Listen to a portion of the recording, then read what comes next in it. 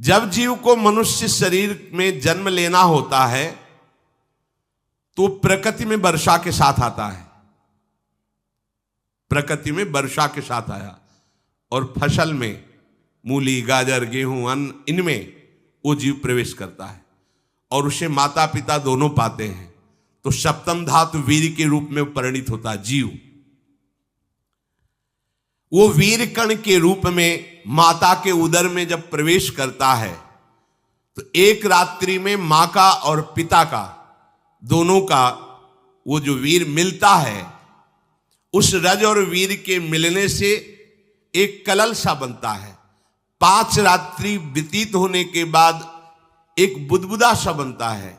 10 रात्रि व्यतीत होने के बाद एक बेर की सी आकृति होती है। फिर उसके बाद उसमें धीरे धीरे मांसपेशियां बढ़ने लगती हैं। 1 महीने में उसके सिर निकल आता है, 2 महीने में हाथ पांव अंगों का विभाग होता है, तीसरे महीने में नख, रोम, अस्थि, चर्म, स्त्री पुरुष के चिन्ह प्रकट हो जाते हैं, 4 महीने में मांसादि 7 धातुएं प्रकट हो जाती है, 5वें महीने में चेतना जागृत हो जाती है। जैसे अपने चेतना, ऐसे 5वें महीने में गर्भस्थ शिशु की चेतना जागृत हो गई। जीव है पर चेतना 5 महीने बाद मां के गर्भ में जागृत। अब उसे भूख लगती है, प्यास लगती है, वहां की तापमयी जलन, पीड़ा, छोटे छोटे कीड़ों के द्वारा काटना, 6ठे मास में झिल्ली से लपटा हुआ मां की दाहिनी कोख में कीड़े की तरह तड़पता है। उस समय माता को कड़वे और खट्टे पानी की लालसा होती है, जिससे उसके अंगों में जाकर भयंकर जलन होती है। यह है भोग। वो कृमि कीड़े की तरह तड़पता है। मलमूत्र के गड्ढे में बीच में झिल्ली में बंधा हुआ वो जीवात्मा सुकुमार तो होता है, वहां के कीड़े उसे नोचते हैं छोटे छोटे, वो तड़पता है। माता प्रसन्न होती कि जब बच्चा हिलता है, बोले है, उसकी दुर्गति हो रही, वहां भयंकर कष्ट पा रहा है। ऐसा क्लेश होता है कि क्षण क्षण में बेहोश होता रहता है। माता के खाए हुए कड़वे, तीखे, गरम, नमकीन, रूखे, खट्टे, यही पदार्थ पाने की इच्छा होती है माता, क्योंकि उसको भोग भोगना है। उसके कोमल शरीर में भयानक पीड़ा होती है जब माता ऐसे पदार्थ खाती है। गर्भाशय की झिल्ली में लिपटा हुआ, आंतों और मलमूत्र से घिरा हुआ सिर, पेट की और पीठ और गर्दन एक कुंडलाकार, ऐसे कंकण जैसा, ऐसी आकृति गर्भस्थ शिशु की होती है। पिंजड़े में बंद पक्षी के समान पराधीन, ना तो वो हिल डुल सकता है, ना बोल सकता है, बड़ा असमर्थ दुख को भोग रहा है। चेतना पूरी है। इसी समय भगवान द्रवित होकर उसे ज्ञान देते हैं, गर्भस्थ शिशु को, सबको। जे उसे ज्ञान होता है तो सैकड़ों जन्म के कुकर्मों से याद आते हैं, सैकड़ों जन्म के। ओहो, ये मेरे कर्म का ही फल, मैंने ऐसे कर्म किए इसलिए दुख भोग रहा हूं। बेचैन हो जाता है, कैसे निपट पाऊंगा, सैकड़ों जन्म के कर्म जमा है। अब महान अशांति उसके हृदय में, उस शरीर में भयंकर पीड़ा।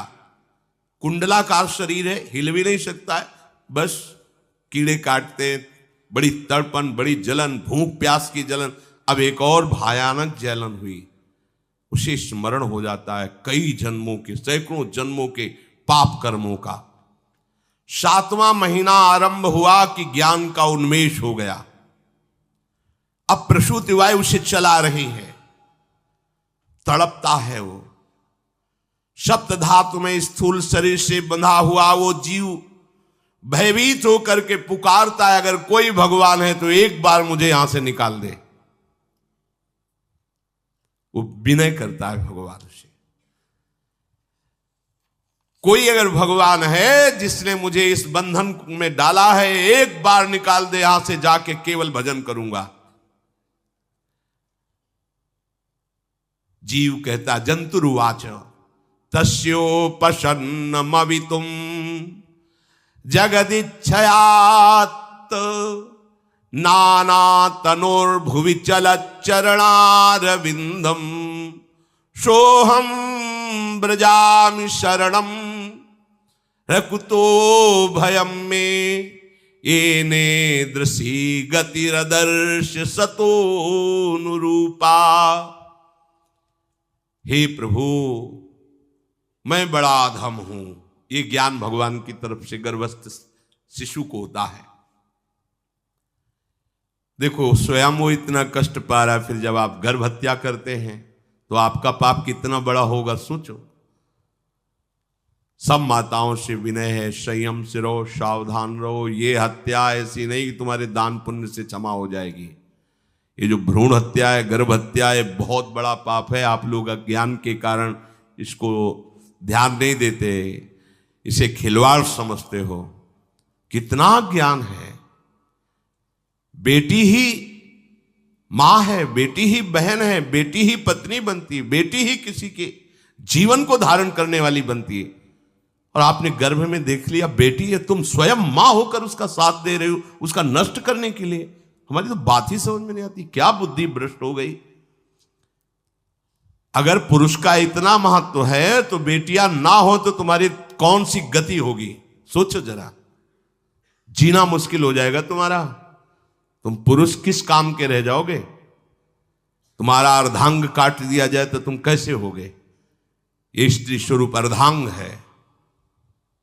जिस घर में मां बहन नहीं है, स्त्री स्वरूप नहीं, श्मशान जैसा वो होता है। ध्यान दीजिए, ये बहुत बड़ी गलती है जो अपनी बेटियों की हत्या करते हैं। और ये वो पाप है जो अक्षम्य अपराध है। स्त्री हत्या करना शास्त्रों में बहुत बड़ा पाप कहा गया है। फिर वो तो बच्चा है।